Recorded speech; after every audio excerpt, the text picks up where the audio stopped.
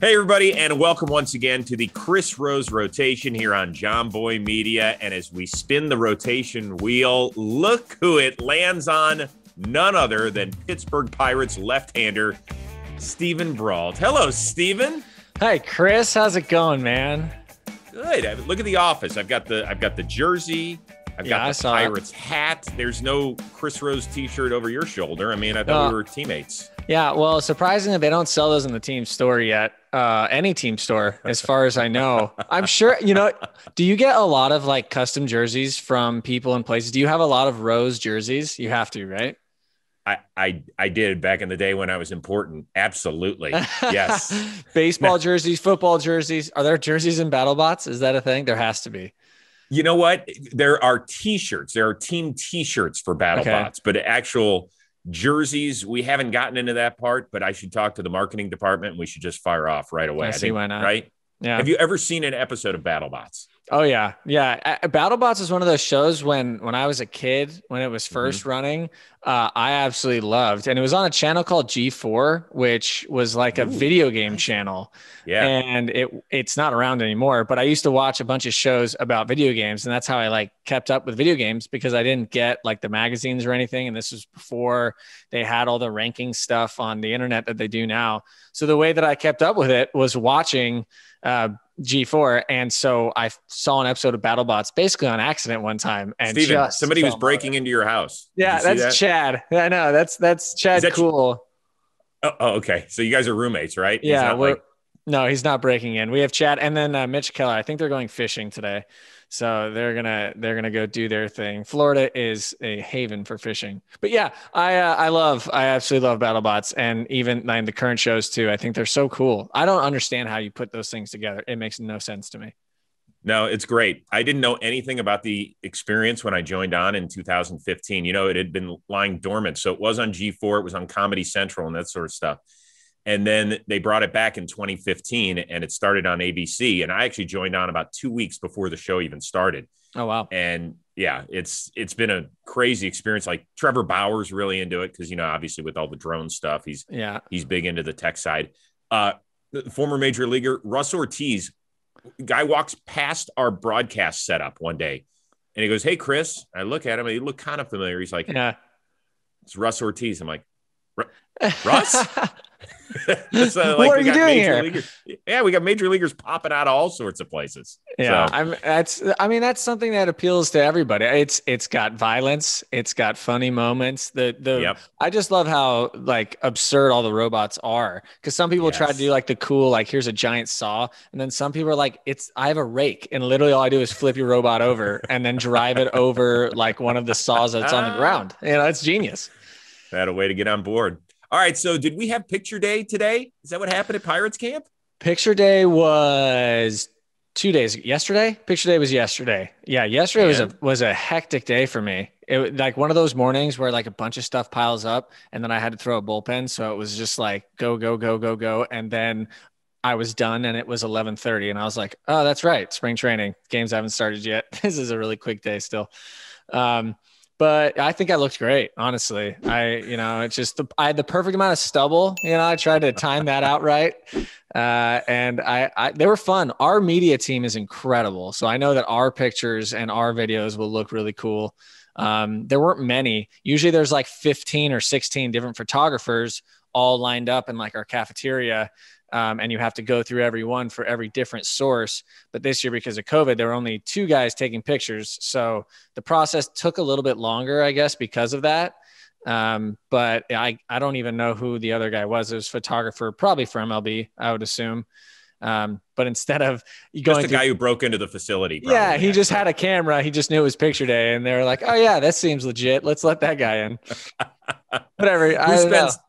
There's always a guy who spends an extra 5 minutes in front of the mirror, right? Before this has to be. There's not a guy. There's a ton of guys. Here's a good, this is something I always find funny. There are so many guys that fix their hair up and like put product in their hair after they shower pre-game, right before they put a hat on and go play a baseball game. But they have to make sure their hair is right so that it looks good when they take the hat off on camera. It is so funny to me. My hair goes wild during games. Who's the biggest culprit? Kevin Newman, 100%, no question. I make fun of him for it all the time, but his hair does always look perfect when he takes his hat off. So I can't say anything, but I still do. That's weird. Well, listen, I got old man hair now. It's thinned out. It looks so crappy when I put a hat on. Like, that's the big decision at the beginning of the day. Like, do I just have my hair look shitty the rest of the day and just throw a lid on? Right. Well, not? Okay. Here's the question. Did it used to be thick? Cause I have like really thick hair, but I'm afraid my parents both still have very thick hair. So I feel like it's going to last. Yeah. I always thought it was the maternal grandfather that you had to look at if you were a dude. That's what I always thought. My grandpa had unreal flowing locks before he passed. So I think I'm good. Yeah, you're in good shape. All right. Let's talk a little bit about the Pirates. Yeah. You're like the last man standing, bro. I know. Musgrove traded this season. Musgrove traded to San Diego. Josh Bell traded to Washington. Jameson Taillon traded to the Yankees. Yep. Your buddy Trevor Williams, non-tendered. He's now with the Cubs. Yeah. Like, take us through the emotions. Did you shed a tear? Were you pissed? What was it? I didn't shed a tear, and I wouldn't say I was pissed. The only one I was kind of pissed about is that Joe Musgrove and I are both from San Diego. So, like, seeing him get traded to San Diego, there's a little jealousy there, just getting to play at home. That would be so cool just to play like in the city that you grew up in, that you grew up watching games. So that's going to be really cool for him. I do love being here with the Pirates. I absolutely love our new like management with, Shelton and Oscar Marine and Ben Cherington. Mm-hmm. I think they're awesome. So I'm really happy to be here. It was just interesting because my name popped up first in like the trade rumors. It was tweeted out that teams were calling the Pirates about me. And then it never happened, and that's the way it happens sometimes, where guys who weren't necessarily talked about very much just get traded. And somebody like me, who it was mentioned, I ended up not going, and who knows why that happens. But it was weird. It just kind of seemed like once it happened, I don't even remember who was first. I want to say, obviously Trevor getting DFA'd was probably first, but then once they started trading guys away, it just kept happening. Bam, bam, bam. He's gone. So it was really weird. That's for sure. It's a very different clubhouse. But I think it's okay. I think the guys that we brought in all seem awesome. We just signed Todd Frazier, and he seems like a great guy. Great dude. I talked to him for all of 3.5 minutes, but I'll get to know him eventually. But yeah, like, this is part of the business. It was something that the Pirates decided they needed to do, the new front office. So this is where we're at. Steven, I get that. Those are personal relationships you have with those guys. Those are some of you and Trevor are tight. You're telling me that it didn't hurt you a little bit? Of course it did. Of course it hurts a little bit. I just didn't cry. I didn't shed a tear, because usually, the way that I've looked at trades, because I've been traded once, is that usually when you get traded, you're going somewhere where you're going to have a good opportunity because the team wants you. That's trading for you. So, I'm happy for those guys that they get to go somewhere and experience new things. A guy like JMO has been with the Pirates he was with us for 11 years or something like that. That's a long time to be in one organization. But yeah, obviously I was sad. With Trevor, it was kind of interesting because I worked out with him all off season. And so we were, I was talking with him through all of the process of free agency, of, offers from teams, of all that stuff. And it was really interesting. It's something I hope I don't have to go through just yet, but it was really interesting to see how it all works out. But because I get to see him all the time, Joe's lives in San Diego, so I see him too. I was pretty sad about JMO. That one hit me pretty hard. We're really close. And we spent all of quarantine lockdown last year in Florida together. So seeing him go was a huge bummer. So that one got me probably the most, because I feel like it was the most unexpected, I guess. Nobody really thought that JMO was going to get traded away. Same with like Josh Bell. It just seemed like it wouldn't happen, but then it happened. And then it's just like, oh, I guess now we just move forward. We still talk, we still text. So, modern technology is a wonderful thing.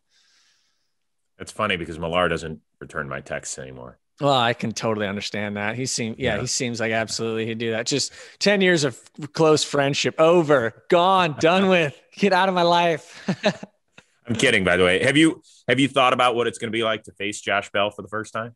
Well, I faced him in live BPs in spring trainings. That doesn't count. It doesn't count, but it kind of does, because I think a lot of people take it this way. Those live BPs, when you're facing guys that are on your team, you want to beat them because you don't want them to be able to talk shit to you for the rest of the year. So it's like, you want to make sure that you get on top of it. But it's going to be interesting facing JB. I'm not going to tell you how I'm going to face him, but the funny thing is we've talked about it before, and I know exactly how I'm going to attack him, and he knows too. So we'll see if it works. Wait a second. So you guys would shoot the shit on the bench and be like, man, if I ever get a chance to face you, or he asks the question, hey, yeah, how would you attack me? Yeah, how would you attack me? And we have those conversations, and obviously things change, and maybe I'll change things up just to piss him off and throw him off. But I mean, it's going to be interesting. There are guys, you've played with that I've faced, but not to that capacity. Got it. All right. We got a lot of fun stuff coming up today. Yeah. Later on, we're going to talk about the very low expectations for the Pirates and how you handle that, how Derek Shelton does. Plus, you're going to give one of the great pep talks in the history of sports. I cannot wait to hear that. Thank you. I gave you a little homework assignment about your 3 guests that you want to have on this show throughout the season. So that's going to be fun. We're going to spin the wheel of moderately interesting things. Okay. We did this. Yeah. And so to land on a category, you'll get to answer a question. And plus, I will give you a homework assignment to take with you at the end of the program. Okay. That's why I left school after 3 years. It's because I hate homework. So thank you. You're taking me back to a very dreadful time in my life. But it's not like it's due tomorrow. It's due in a couple of weeks. And I think it's a very, very doable project. And it's going to take some teammates. Okay. So don't start sweating. I'm sweating already. I still have those are like my nightmares, I didn't study for a test, or I didn't do an essay when I get to class. Right. Those are my stress out of control nightmares still to this day. You'll be just fine. And by the way, I want to remind everybody that is tuning in here to the Chris Rose Rotation on Jomboy Media. Hit that subscribe button. Okay. Give us a rating, leave a comment. Steven would like it if you gave him the 5 stars. I would feel good about that. Yeah. Right. I mean, no, it's just, I don't like to get my feelings hurt. Anything below 5 stars is 4 stars is 80%. That's not good enough. No. Okay. I would give you 5 stars for a recent performance that you had. You got a chance to live out a dream with, Broadway musical people. And for people that haven't heard it before, I want everybody to sit back and enjoy. Wait for me, I'm coming.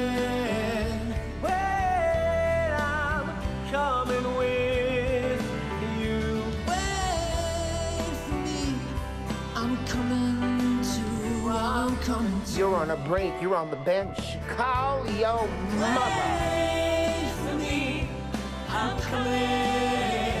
Wait, I'm coming with you. Wait for me. I'm coming too. I'm coming. Wait for me. I hear the walls repeating. All of our strong hearts beating. It sounds like drumming.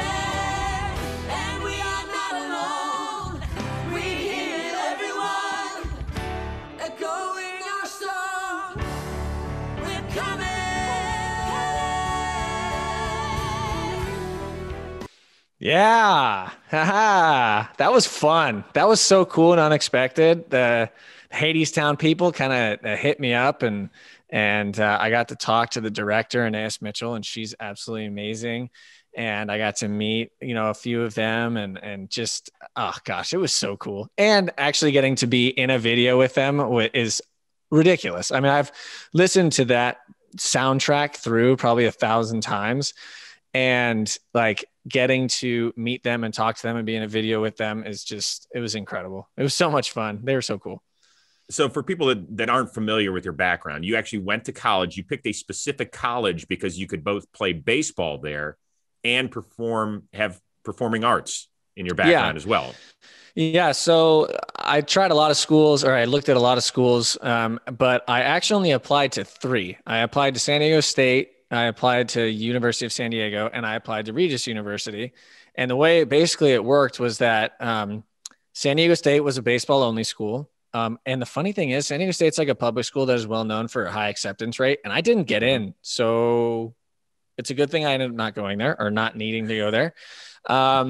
University of San Diego, I was going to go just for music. I wasn't going to play baseball. That was a connection that I had through my high school. Choir teacher was the professor there, doctorate of music. So I was going to go there to study vocal performance with him. And I did get accepted there, but I did not end up going. And then Regis University was the only place where I would be allowed to do both because of similar time constraints. And I mean, I'm extremely glad that I did at this point because they've both kind of worked out in some degree, right. Baseball being the major leagues, which was just insane. But Broadway at this point, doing the album, getting to perform with the Hadestown people, getting to perform in Pittsburgh with the symphony there. It's been amazing. And I thank Regis so much for giving me that opportunity because it was not easy, but it was a lot of fun. And I had a lot of support there from the music program, from the baseball program, from my teammates. It was great. Well, so interesting. You could have gone to University of San Diego. You could have been a performer, but not a baseball player. But had you played baseball, you would have been teammates with Chris Bryant. Yeah, I might have tried to walk on. But so University of San Diego, my parents kind of gave me the initiative when I was in high school, like, hey, if you want to go to private school, you have to get a scholarship because we're not going to pay for it. And we strongly suggest you don't get $120,000 in debt to start your life. Right. So it was either a public school or a private school that I had scholarship. And at USD, I would have had some scholarship, but I think it's like $50,000 a year. It's no joke. So bro. I still would have been way behind. So that was like if I really, really decided this is what I'm going to do. And then I'm obviously going to be a struggling artist for a while because I'm going to be in debt. So I would have tried to play baseball probably, but who knows what would have happened. So did you ever try out? My wife asked a great question. Did you ever try out for Idol? No, actually, I never did. I loved Idol at the beginning. The first few seasons I watched religiously, and then I just kind of got over it. And I liked The Voice when it first came out too. I liked the way that they did that. And I actually had an audition set up to try going on The Voice.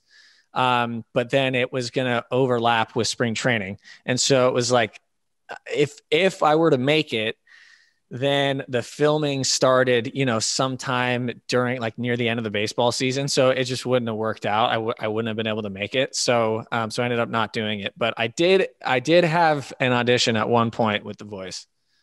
How cool would that have been, dude? Oh, that would have been awesome to sit there. I know, dude. That would have been so cool. But I watched The Voice sometimes and I'm just like, I can't hang with those people. Like it would have been silly anyway. Okay. In some ways, yes, but I don't know. I would have to I would sing like rock and like, what's it called? Like pop music, but not current pop music, like pop music, Stevie Wonder, right. Billy Joel, Elton John, that kind of pop music is the way I would have gone. And I think, I mean, I could have competed at least. I don't think I would have won. Some of those people are just absolutely amazing. They're just born to sing. So do people in Pittsburgh, because they know about your story with being a phenomenal singer, do they stop you and say, hey, Steven, do you mind singing? Sometimes it's happened. Last year, actually, there's a family that I have seen a lot at autograph signings and at games and stuff throughout the years here in Pittsburgh. And last year, obviously they weren't allowed to come to the game. So they would stand out, where we had to drive by. And there was one day where I was listening to the Frozen 2 soundtrack because I absolutely love the Frozen 2 soundtrack. And one of the girl is probably like 7 years old, and I was like, hey, guess what I'm listening to? And I just blared it. And then we both sang along to the Frozen soundtrack for a few seconds before the light turned green and I had to go, at the behest of my teammates behind me. But yeah, I like to have fun with it. Singing is so much fun, and it's a passion of mine. I do it when I can. It can be very annoying to people because it's loud. But I don't care. Sometimes you just got to do it. Do your roommates ever tell you to shut up in the spring? Not yet. I haven't sung while he's been here yet. I do have a piano here, so I've been playing that, but haven't been singing while he's been here. Oh man. Do you want to sing us 2 lines from Frozen? Let's see. Again, you're gone off on a different path than mine. I'm left behind, wondering if I should follow. Bah, yeah, that's so Lost in the Woods. It's by Jonathan Groff. He plays whatever that dude's name is. I always think it's Sven. I'm pretty sure that's the name of the moose. Anyway, I love that song, and they did it in like an 80s power ballad style, and I absolutely loved it. So I fell in love with that movie. Yeah, no, it's interesting because my kids are so much older now, so we've kind of passed that genre a little bit. But I loved it when it was in their wheelhouse. That sort of stuff. Yeah, I can imagine. It's still in my wheelhouse. I know it is. Man, I got one that's almost your age anyway. So, geez, oh man, that makes me feel terrible. You're old. It's fine. You're doing well though. I mean, you don't look at day over hang 50. With you. Really? Did you just go there? There? I did. That's just funny. I will say this. So, obviously we're still caught in the severe pandemic, and I just turned 50 at the end of January. Mm-hmm. And so my wife was like, well, what are we going to do? And she organized a drive-by birthday for me. I had a Zoom birthday for friends and then a drive-by. Okay. Did you hold up a sign that said, honk if you want me to take a drink or something? I wasn't quite that desperate because I've pretty much just been drinking regardless. So I didn't need to hold up a sign or have a 50th birthday to have that thrown in there. But I think I was the first person over the age of 8 to have a drive-through birthday. Hey, you know what? So, 50 is a big one, It is. You deserve it. Thanks. My dad's 60th. My parents are now 60. Well, my mom is technically still 59. She's probably gonna get really mad that I just said. But my dad's turning 60 here very soon. So we got him a present. I'm not going to tell him what it is, but it's pretty cool. And it does make a joke about him being old. So I think he'll enjoy it, but 60 is not bad. Stop. No, my parents look great too. I mean, they're doing awesome. They go on my mom works out every day at home, and then they go on these like 12-mile walks. Like they'll come visit me in Pittsburgh and walk over like 7 bridges one morning. Like, yeah, we walked 9.5 miles today. And I'm like, what? Why? That's great. All right, dude, let's dive a little bit into the baseball world that doesn't have to deal with the Pittsburgh Pirates. So it's a little segment called I'm on board or I'm jumping overboard. Basically, do you like the idea or are you like, nah, not on? Right. So the first one is that Angel skipper Joe Maddon said Shohei Ohtani is full go as both a hitter and a pitcher this season. No restrictions. On board or jumping overboard? I'm on board, except but the fact that is very vague. I mean, what does that mean? What does full go as a pitcher mean? Does that mean he's going to start every 5 days and he's also going to hit every single day, including the day that he's pitching? Well, he won't do that. Well, so he's not full go. Well, full go meaning, they've had to baby him since the Tommy John surgery, right? I mean, we thought maybe he was coming back and that didn't happen. So, when he came, I don't know how excited you were as a baseball fan. It was like the coolest thing ever. He's my favorite current player because of what he does, because he does both things. Yeah. Uh-huh. Have you faced, have you guys? No, we played the Angels like 2 years ago, but I didn't pitch in that series. So I didn't face him. Got it. Yeah. I mean, I'm so curious as to whether or not it can work out. I mean, I want to see him as a starter. He might be every 6th or 7th day. The problem is that rotation's so thin that they can't really afford to do that. That's the problem. Yeah. So they did every 7 days. His first time doing it. He pitched every Sunday. Yeah. So I could see them doing that, but also we have an extra player now. I mean, you can go a 6-man rotation and run a 7-man bullpen. You could do that. Yeah. So, I mean, that could be a way to do it. Now that we have 13 and 13, you don't have to have a short bullpen in order to have 6 starters. You'll have one shorter than everybody else, but we've been running 7-man bullpens since the beginning of time until, last year. Yeah, that's a good call. All right. Buster Posey was on KNBR radio with my buddy Tom Tolbert out there in San Francisco. They talked to him about several rules and what's being implemented. And he actually brought one up that really catches his ire. So I want you to give a listen to this. I think you have to get rid of the shift. I feel very strongly about that. I just think that, if a guy, for example, like Brandon Belt sits up at the plate and he hits a rocket that short hops the right fielder, but the second baseman or third baseman sometimes is standing there and he's out. he's thinking, all right, well, what's the value in hitting the ball even remotely close to the ground now? So I got to get the ball in the air. And it's easier said than done. Like, why not just punch something to the left side? It's like these guys are throwing 100 and they're throwing it in spots that make it hard to do that. Mm-hmm. But I just think, you know, overall too, I always think about like Brandon Crawford. If you got Brandon Crawford playing in a traditional position of shortstop and a hard ground ball's hit up the middle, he's got an opportunity now to make a diving play, show off his arm, but instead he's already standing there. So it's a routine ground ball, and it's not exciting.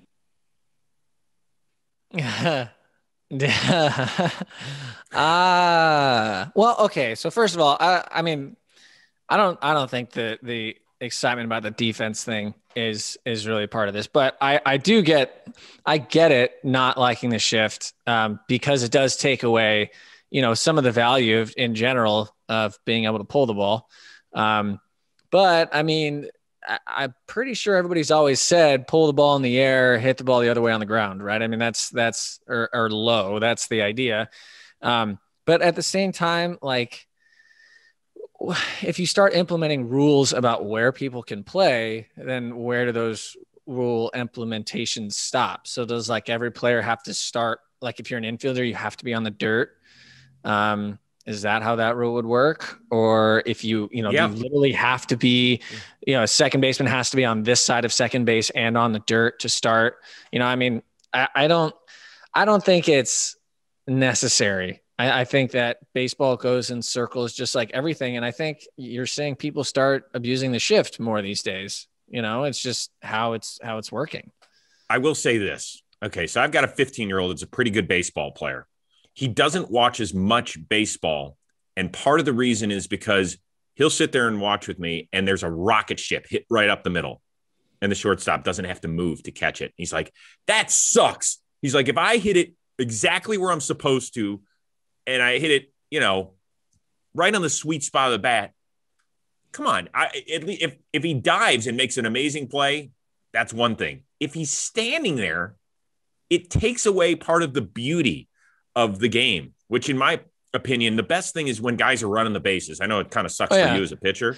No, that's the most action, guys. You're right. I love watching balls hitting the gap and seeing guys try to take extra bases and also watch the defense trying to execute relay throws and things of that nature. To me, that sort of stuff is fun.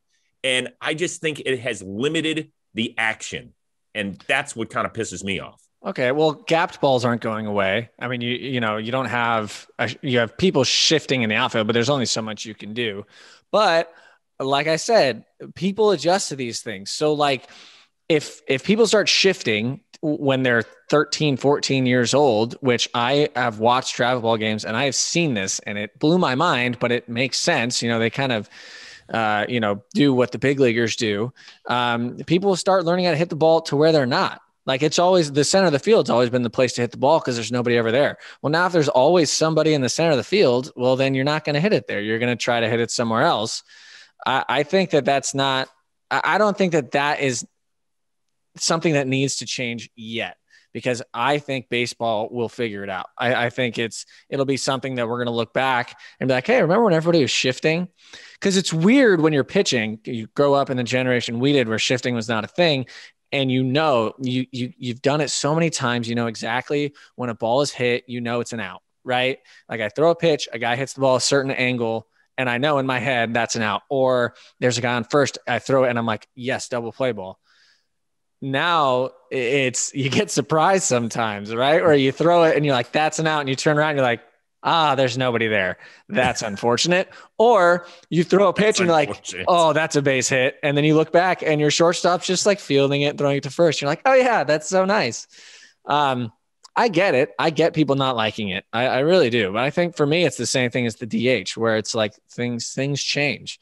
But are you happy, by the way, about that the DH is not back in the NL? That way you get to swing the stick a little bit. I think it'll be fun. Yeah, I like hitting. I think in general the DH will be better for the game, but I think that selfishly, I want to hit. Because you're a good hitter. Thank you. I've talked about this with a few friends of mine, and I think it'd be so cool if this really is going to be the last year where we have, the pitchers hitting the National League, say we, through the CBA and things change. It would be really cool to like 20 years from now, be a trivia question, who won the last Silver Slugger for a pitcher? It would be really cool if that was Stephen Brault. That would be awesome. So that's on your radar. That is on your radar in 20. I mean, it would be 21. Really cool. 2021. Yeah. It's not like a real goal. I don't put any goals about hitting because hitting is not my job. Pitching is my job. But as far as like, how cool would that be? That would be so cool. Are you kidding me? That would be the coolest thing ever. Do you have a trophy or something in the house that you're most proud of? I don't really have a trophy. I do, obviously, my first major league everything, first win, first strikeout, first home run ball. The first home run ball is pretty cool. But I think, by the way, when people are like, he kept the first home run he ever gave up. No, the one you hit in Colorado. The one I hit in Colorado. Yeah. The first one I ever gave up was to Chris Carter in Milwaukee, and he hit it like 450 feet. The ball was absolutely crushed.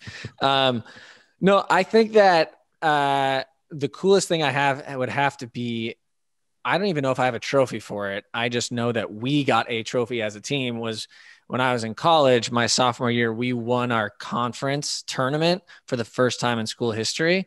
So that was amazing. And so that video, I still watch that video every now and then to watch us dog pile on the mound. Just, oh my gosh, why isn't anybody wearing a mask?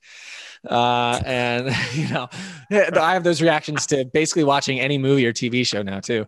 But God, they just hugged. They just hugged. They shook hands. People are like in a bar and like, there's a bunch of people there in the movie. And I'm like, oh, nobody's wearing any masks. And I'm like, oh yeah, this was the world before COVID. Like, that's right. All right, man. So you're jumping overboard on that one about Posey. I'm on board or jumping overboard that the Rockies trading Nolan Arenado to the Cardinals and thus having another superstar in the NL Central is a great thing. I mean, it empowers the NL Central, so that's good. You always like to have good teams in your league. What's not great is 3-4 Arenado Goldschmidt. That's not great for me personally. I think it's cool. I was really surprised by that move. I don't understand how the front offices of baseball teams work, and I will never pretend or try to understand, but I think that was just as surprised as everybody else when it came to trading Arenado away. And $50 million. I don't know how this works. It just, when you just put it on paper, it just looks really weird. Okay, so you've had limited exposure to Arenado. I think he's faced you 4 times. Yep, he does have a home run. Let everybody know, because some people are like, "Well, he's a Coors Field baby. Like, he's a really good player, but he's not elite because of the Coors Field." Is he elite?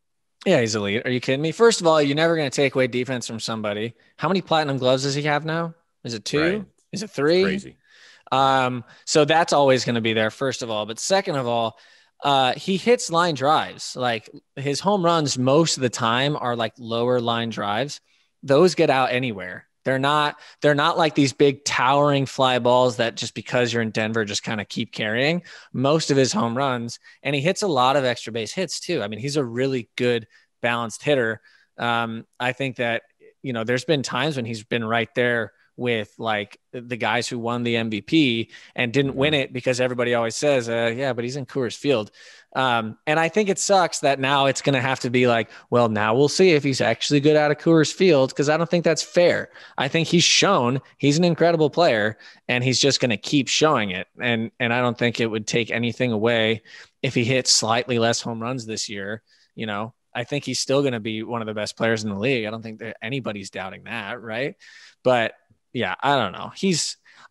I've only seen him a few times. He hit a home run off me that I think killed somebody in the stands because it was like 180 miles an hour straight out to left center. So the guy can hit. And I've watched him play a lot because, I went to college in Colorado, and he's been there for a while. So I know a lot of my friends who are big Rockies fans were very upset for sure. This got me thinking a little bit. What is it like when you give up a home run? Like, are you talking to yourself? Are you MFing yourself? Are you pissed off? Are you already moving on to the next pitch? What's the mentality? I think it's one of the most convenient things about home runs is that people jog around the bases. Like if you just hit a home run and then they just stood there and the next guy came up to the plate, I think it'd be way harder to like continue pitching, but you have time, you know, the guy runs around the bases, you kind of get the ball back. Well, not that ball, a different ball back. And, you know, kind of stand on the mound and kind of think like, all right, I mean, that was a bad pitch, whatever, like didn't execute it. We got to execute the next one, whatever. I don't think it's a huge thing. Everybody gives up home runs. It just happens. These are very large men swinging very heavy bats and a ball going very fast. And so sometimes they're just going to hit it and it's going to be on the right trajectory and it's going to go really far. So, you know, solo home runs don't kill you. Everybody always says it. Pitchers, that's a huge pitcher thing. Solo home runs don't kill you. It's the 3-run home runs, obviously grand slams that'll ruin your day. But no, I mean, giving up a home run, everybody has a good old, you know, moment of hating themselves for sure. Like as soon as it's hit and you know, it's a home run. So as soon as it hit, you're like, damn it, that was terrible. And then sometimes like, but he did hit it really far. So I'm going to watch how far that goes. Yeah. Really? Oh yeah. Nice. Yeah. I've watched some home runs go out on me just cause I know they're going really, really far.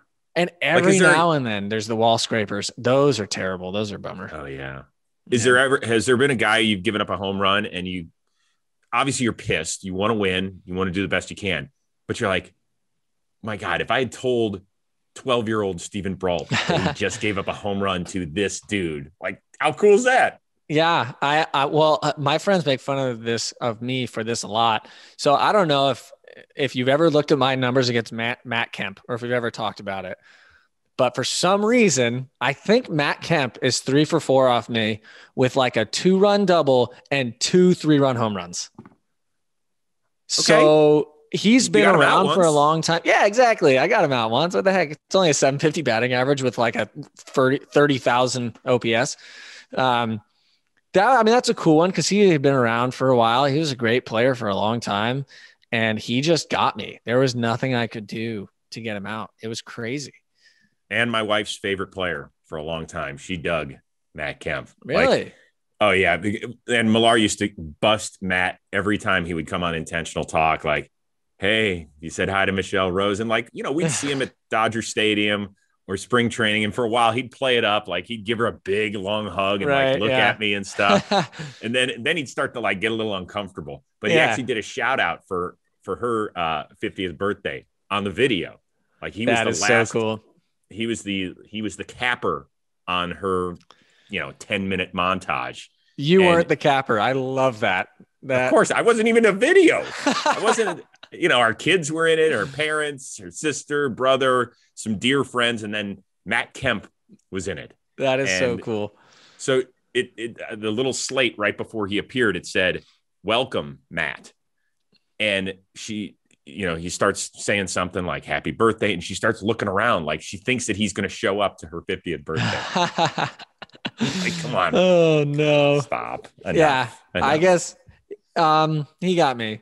I think that would be the best one. I think I've gotten some cool stuff in general that, over time is just like, pitching against people, whether or not I gave a home run to him or anything like that, but just getting to face people, getting to meet people. It's been a cool ride so far. Hopefully it goes on for a while. Okay. Yeah. We'll keep it going. Yeah. Last thing, on board or overboard. Aaron Judge has shown up to Yankees camp and he says, listen, I'm going to do a better job of taking care of my body, playing it safe. I need to be out there for at least 140 games.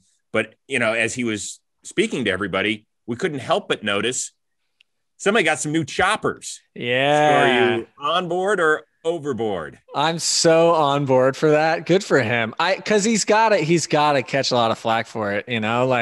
It's a big change. It's a very obvious change, but like the guy is making a bunch of money and he wanted some new teeth, I think that's like people talk about Anthony Davis not shaving his unibrow because like that's his thing, that's his look, and it's his, identity. And like Aaron Judge didn't want to be the guy with bad teeth, so he got his teeth fixed. I don't know. I'm on board. Good for him. Strahan's made an entire career out of the gap. Yeah. Well, gaps are not always healthy either.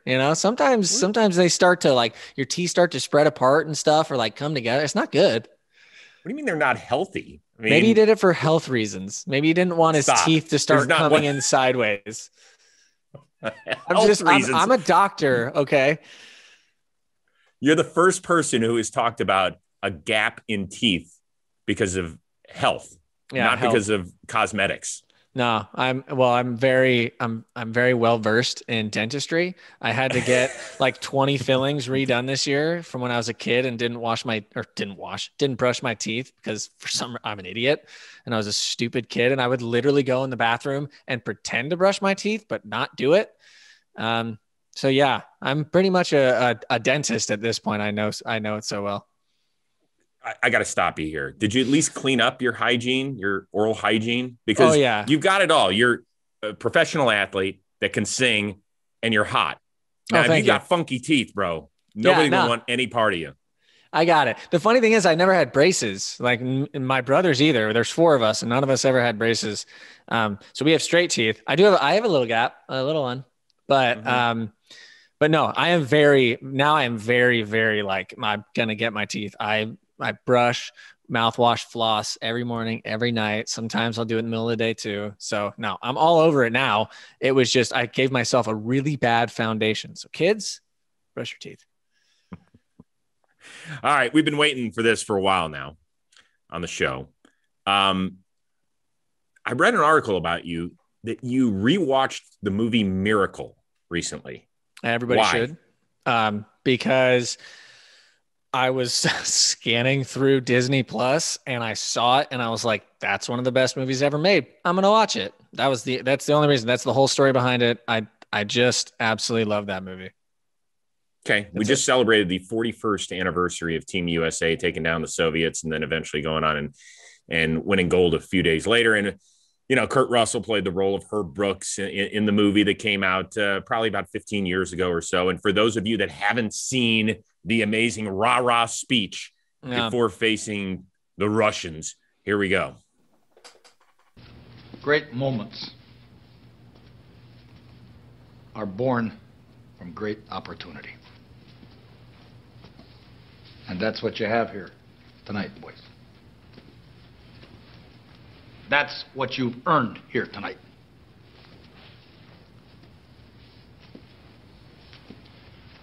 One game. If we played them 10 times, they might win 9. But not this game. Not tonight. Oh, what a good speech. Oh my gosh. It is so good. And that whole movie is so good. Gosh. Well, you didn't even live it. Like I was a 9-year-old living the experience. And, you know, it wasn't even on live television. It was on tape delay that night. And back then we didn't have social media. You know, your news outlets weren't reporting things 24/7. So we didn't even know what happened. And I ended up watching the game with my best friend, Robbie Klein. We were like, what just happened? Like, is this a big deal? Is this big? Like we obviously didn't embrace the enormity of the event at the time, but it was really cool to live through and then to watch the movie and the whole bit. So I don't know if you've paid attention to this. The experts are not exactly predicting great things for your team this year. Right. So what I need you to do is give us Herb Brooks's speech to your Pirates teammates. But in order to make them fully embrace and understand how important this is, I need you to do it in a pirate dialect. Can you do it for me? Okay, sure. I have the speech. I knew I was going to give the speech, but the pirate dialect is all right. Here we go. I'm going to try to do it in his cadence too. I feel like I've seen it enough times that I can almost follow it. Here we go. Great moments are born from great opportunity. And that's what you have here this season, boys. That's what you've earned here this year. One season. If we played in the NL Central 10 year, they might win 9. But not this year. Not this season. This year, we hit with them. This year, we pitch with them, and we shut them down because we can. This year, we are the greatest baseball team in the NL Central. You are born to be baseball players, every one of you, and you are meant to be here this season. This is your time. Their time is done. It's over. I'm sick and tired of hearing about what great baseball teams we have in the NL Central. Screw them. This is your time. Now go out there and take it. Arg. Oh, man, that kind of hurt my throat. Are you going to be put on the singing DL? Yeah, I'm on that. It's called the IL now, Chris. Right. Sorry. The 10-day IL. I was actually going to say, this is one of my points about sports in general.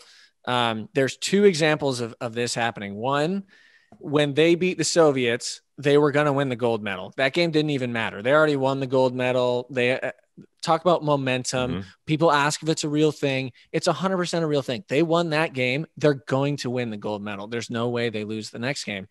You know when that happened in baseball? Yes. When the Red Sox came back and beat the Yankees after being down 3-0, won all 4 games. And then, by the way, they also played the Cardinals in the World Series and swept them in 4 games. They won 8 games in a row. And nobody talks about the Cardinals series because everybody knew they were going to win. After they did the first time ever, of course the Red Sox were going to win that year. It was no surprise. There you go. So did Derek Shelton, your manager, give the Herb Brooks speech in a pirate dialect, just like you did? Not quite. He's much more to the point. He doesn't feel the need to do the inspirational stuff. He's more just like, hey guys, we're here. You guys are Major League Baseball players. Who cares what people say? We're going to go out there and we're going to beat teams. And that's the way I feel too. I don't buy into what people say, because it's people forget that, all the time growing up, whenever you play, when you don't have scouting reports, when you don't have, who's the best team, any team can win on any given day, especially in baseball. And especially when we're all major leaguers. It's not like there's a huge gap. And if we play better, we will win. It's that simple. So no, I'm not worried about it. And I don't care what people say. It doesn't matter to me. I think we're going to win games. But with that being said, do you hear about it? Like today, one of the betting sites set your wins over under at 58.5. Yeah, 58.5. That means they're expecting you to lose over 100 games this year. Yeah, I hear it. And the funny thing, it doesn't even inspire me, or I don't get an edge from it. I don't care about that. I don't care what people say. It doesn't matter to me, especially guys that are talking about betting on wins. Who cares? I think we'll surprise people, and it's not going to be a surprise to us. That's all. Good. That's what I like to hear. Yeah. That's what I like to hear. Okay. Go Buccos. Yeah. Go Buccos. Why not? I can't root for your city's football team, but that's a different issue. Yeah. We don't really have to worry about them since we took care of them in the playoffs. Dude, that was crazy. Oh my gosh. Yeah. That was not a good time for Pittsburgh. That was a great time for me though. I can tell you that. It was. All right. You ready to bust out your guest wish list for 2021 on the Chris Rose rotation? Give me names and why. I have 2 baseball players and they're both retired. And then I have 1 non-baseball player. Those are my 3. Let's do it. So I'm going to start with who I think might be the greatest leader of all time, because he's nicknamed the captain on maybe the greatest dynasty of all time, Derek Jeter. I've never talked to him. I've never met him. I would love to hear what he has to say about being a leader and about being, somebody in charge, especially a place like New York, where he wasn't the best player on the team ever. He was just always consistent, a good player and a great leader, and led them to, who knows? I don't know how many championships he won with them, but it was a lot. And he won 96, 98, 99, 2000, 2009.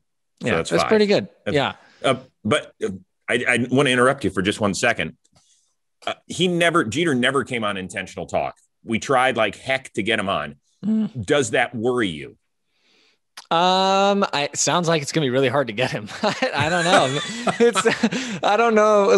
That seems like he maybe doesn't like to talk about it, but it also kind of makes sense because he was always a quiet guy too. So maybe he's just he just led in whatever way he led. I just want to know what it was. And even if that's like, screw you, if I get to have a conversation with him, that's just, you know, where I get to ask him questions, I think that would be so amazing. So where I turn my camera off. Yeah. You just pretend you're not here. We're not recording. And just conversation with Derek Jeter. Yeah. Well, we do have an in. One of the other 6 members of the Chris Rose rotation is Miguel Rojas. That is true. We have a Marlins player. I don't know. I don't know how you get to an owner. I think I've met Bob Nutting like 5 times. It's just, there's a bit of a gap there. Yeah, a little bit. Yeah, a little bit. Who's number 2? Number 2 is my favorite baseball player of all time, other than Tony Gwynn, you know, RIP, Ken Griffey Jr., because he's my favorite player of all time. I think a lot of people my age would all say he's our favorite baseball player of all time because we were kids when he was going through his like heyday of being the best baseball player in the world. And like, his swing is so iconic. He has his own shoes. I mean, he was the coolest guy, and then also was the best baseball player. And, you know, I just think, first of all, I think no matter how many crazy records there are, like, I don't think everybody will beat Cal Ripken's record, because that's the most absurd thing that I've ever heard. Mm-hmm. The 53, there's a lot of records that could possibly be broken. The one I never see happening again is a father and son going back-to-back home runs in a game. Right. Bananas. Like, doesn't even make any sense. No, I don't think we give enough importance to that moment. Yeah. You don't think about it, because think about how long you have to play to be a dad in this game. Yeah. And then think of how special your kid has to be to get there in time. Right. So this is something me and Trevor Williams have gone through this, like this timeline of like how unique it is to have, first of all, father and son both be in baseball at the same time. You know, just the timing of it. You have to have a kid when you're 20, and when you're 40, you still have to be playing, and the kid has to get in the major leagues when he's 20. Like, which, first of all, like, that's so hard in general. So just getting there is crazy. But then for the coach to think, yeah, it's probably a good idea to hit them back to back, right? Which they might, just out of like sheer like, that'll be cool. What if they hit a home run? But that was like an intended thing. You know, they were their 2, 3 or 3, 4 hitters. Mm-hmm. So it was like, this is an intentional thing. And then they both have to be good enough to hit a home run. And it's crazy. Okay, number 3. Number 3 is a musician. He is the lead singer for the Foo Fighters. He was the drummer for Nirvana.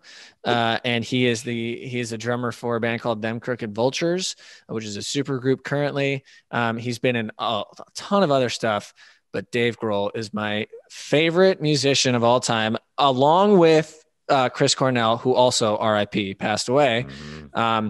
But Dave Grohl, man, what a life. Like, I love his music. I love the way he goes about life. You know, you see there's lots of pictures and videos of Dave Grohl, like in the mosh pit at like other people's concerts.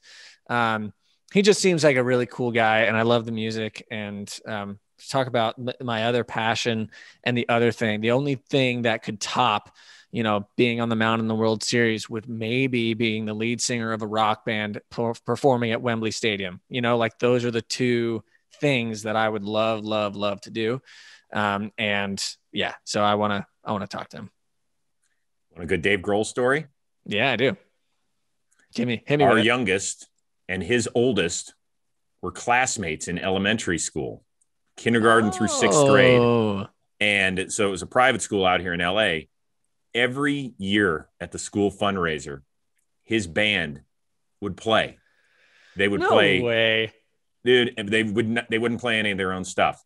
They would strictly play covers, and I remember talking. Now you're going to have to help me out, because I'm terrible with band names. Their drummer. Do you know the name of their drummer? No, I'm terrible with names too. Okay, don't worry. Good. All right. So I saw him during a break, and I was walking past him. I said, "Hey man, thank you so much for doing this every year." He's like, "Are you kidding me?" He's like, "We do this at all of our kids' schools, and we have the best time. It's just like, it's not about the business. It's not about the money. It's just about playing." And I was like, "Oh, that's so cool." Dude. And Dave, he had the 6th grade graduation party at his house, which is not small. No, I can imagine. He's had a few singles go pretty well. Yeah, and he's exactly what you see. He is the same dude every time. I've never seen him without a smile on his face ever. And he was just fantastic and so nice to the kids. And the kids they don't really know, like when they're that age, who he is. And it's just parents, like a cool band. By the way, you should have seen all the moms. Now the moms are the ones you have to keep your eye on. Yeah, exactly. Hi, Dave. This is my husband, Chris. We've only been together a few years, though. It's not anything too serious. He's my Uber ride. We did Uber share. We're really not together. By the way, I think 2 and 3 are attainable. I really do. That would be absolutely amazing. That would blow my mind. Yeah, you would have me. I would be nervous. You don't make me nervous. Not anymore. No. I think the first few times I did intentional talk, I was nervous. Now it's just, now we're friends. It's just like, whatever. Seriously, this is a big deal. But yeah, those guys would absolutely. All right. A few quick things before we spin the wheel of somewhat interesting things. Yeah. Speaking of guests, one is another co-host, one of your old teammates, Tyler Glasnow of the Rays. Yep. Give me a good Glasnow story that I can use on him. Let's see. The first one that pops to mind is not something that can be shared. Very funny. Tell you another time. What do you mean? We're on a podcast, dude. I know, but it's not even like, it's not bad. It's just kind of like a weird, like a really weird thing. Don't worry about it. I'll get you one. Give me a second. Let's see. I mean, okay. It's hard to think of specific stories, but I have seen Tyler Glasnow do a lot of things, a lot of amazing things. Okay. He can 360 windmill dunk. He can run. He's fast. He's the fastest person I've ever seen. He could be an Olympic sprinter. I'm convinced. He could be an Olympic distance runner. I'm convinced. He also, he's just an athletic freak in general. Okay. But for some reason, when he was in the big leagues rotation in 2017, he was just not good. And, I don't know what happened. It was something mental because he was only throwing like 92 miles an hour for like multiple starts. And everybody's like, what is wrong with Glasnow? Is he hurt? Like, what's happening? Turns out something was wrong mentally because they sent him down to AAA, and I was in AAA when he got there. And Tyler Glasnow's first game back in AAA, we were in Norfolk against the Orioles AAA team. He went 6 innings, no hits, 15 strikeouts, and he was sitting 100 miles an hour the whole game. And it was like, what is going on here? Like, what happened? And eventually, obviously, he figured it out because he's doing that in the big leagues now. But I'll never forget that first game back down in Norfolk, where it was just like, this is the most amazing thing I've ever watched in my entire life. It was crazy. That's awesome. All right. And then one quick thing about your current teammate, Cole Tucker. Mm-hmm. When you see him, do you ever ask how Vanessa Hudgens is doing? I haven't yet. I try to keep away from it. But like, good for him, dude. Like she made it public. Yeah, no, they seem really happy, and that's great. I'm happy for him. It's just interesting. You think like dating an actual, like a real life celebrity, it's gotta be weird. And at some point I'll, have the conversation with him about how it works and everything. But yeah, no, they seem really happy. So good for them. I mean, we found love in a hopeless place. Rihanna said it best. Will you sing High School Musical to him? Oh God, eventually, probably. Yeah. Maybe nice. I'll see if Vanessa will join me and we can do a duet and just make Cole just so sad. Let's bring them both on the podcast, and you guys can sing together. It'll be great. Not a terrible idea. Love it. All right. This is the wheel of somewhat interesting things. I think I keep butchering the name of it, but I've got several categories on it, 5 different categories. They each appear twice. Okay. And you just have to answer the question. It's very simple. Okay. You're going to ask a question based on it? Based on where it lands. I got you. Okay. I'm in. Yep. Here we go.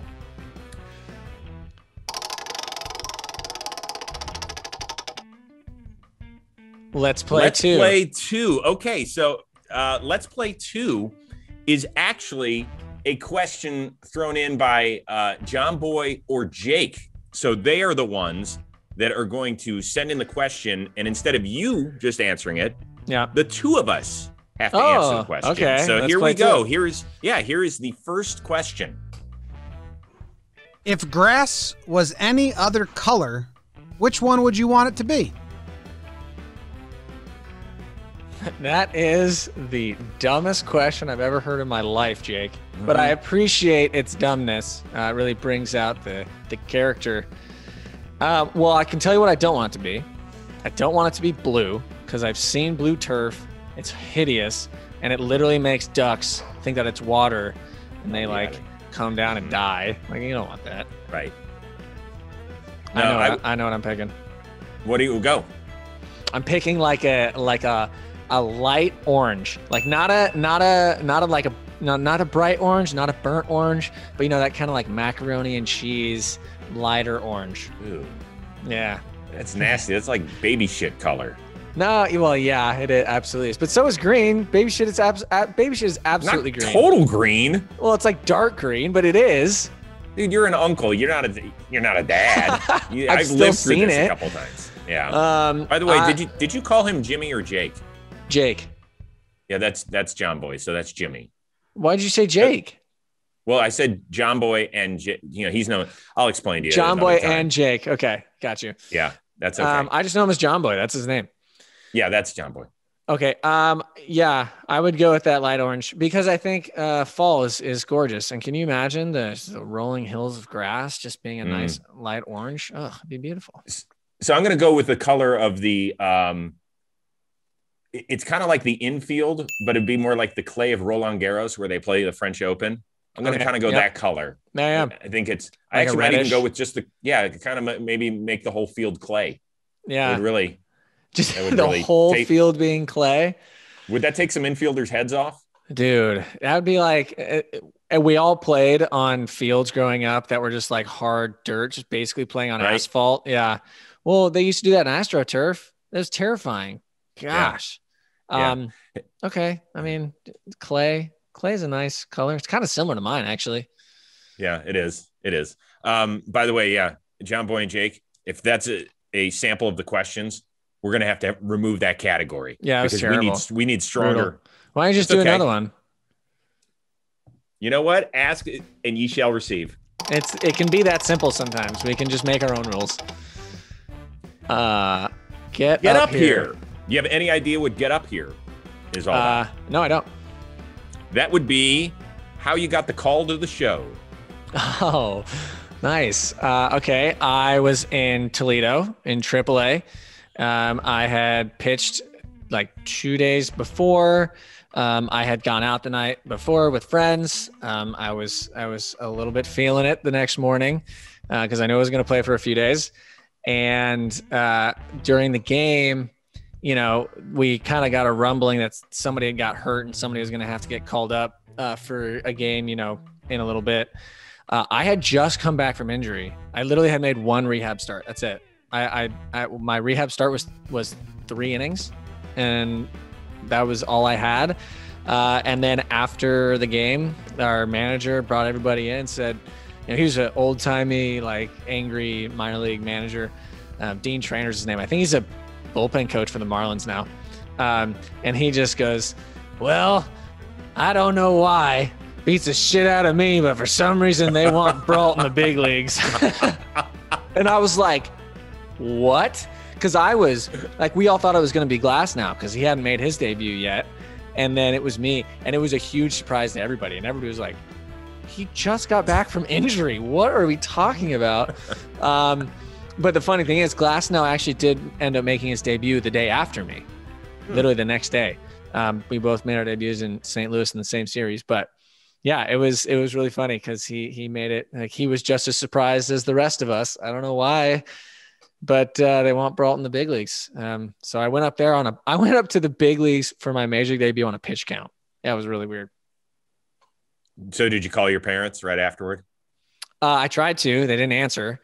Come on. My parents were having a family party, and so they weren't inside, and all the family parties are outside in the backyard. So they didn't answer the phone.